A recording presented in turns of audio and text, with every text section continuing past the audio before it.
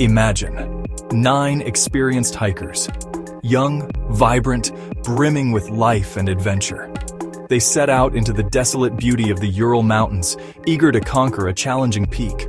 But what they found there, what found them, would become one of the most chilling, inexplicable mysteries of the 20th century.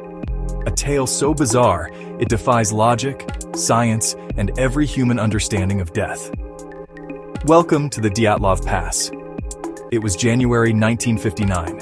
Igor Dyatlov, a 23-year-old engineering student, led a group of 8 other skilled cross-country skiers on an expedition to Otorten, a mountain whose name ominously translates to "Don't go there."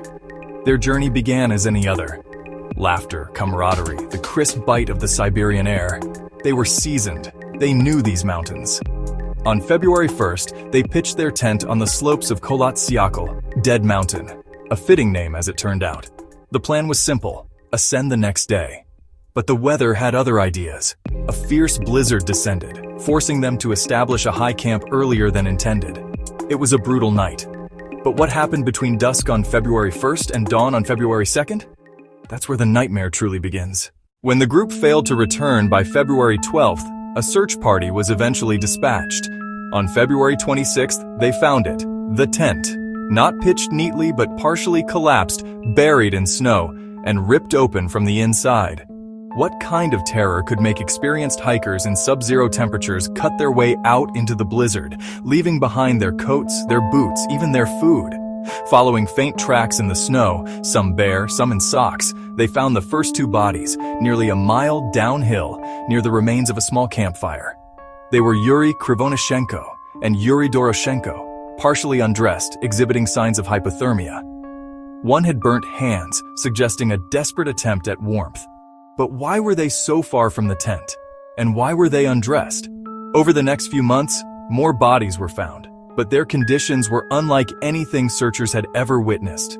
Some had massive internal injuries, fractured skulls, broken ribs, consistent with a powerful blunt force, yet with no external wounds. Lyudmila Dubinina was found with her tongue and eyes missing. Semyon Zolotaryov had similar injuries. Even more chillingly, some of their clothes tested positive for radiation. The official verdict? A compelling natural force. But what force? An avalanche was proposed, but the tent wasn't buried and the injuries didn't match. Hypothermia was clear for some, but it didn't explain the horrific trauma. Desperate for answers, theories exploded. A Yeti attack? A secret military test gone wrong, exposing them to radiation or an unknown weapon? Infrasound? A low-frequency sound that can induce panic and disorientation caused by the wind? Could they have fled in terror only to be killed by the mountain itself? And what about the strange, orange spheres reported in the sky by other groups in the area that very night? The Soviet investigation was swift, then shrouded in secrecy, only deepening the mystery. Access to the pass was restricted for years. To this day, no single theory fully explains every horrifying detail. The tent cut from the inside, the undressed bodies, the internal trauma with no external marks, the missing tongues and eyes, the radiation.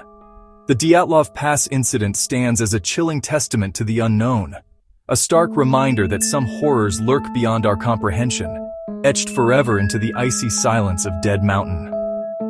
What do you think happened on that fateful night? Tell us in the comments below. And don't forget to like, share, and subscribe for more journeys into the unexplained.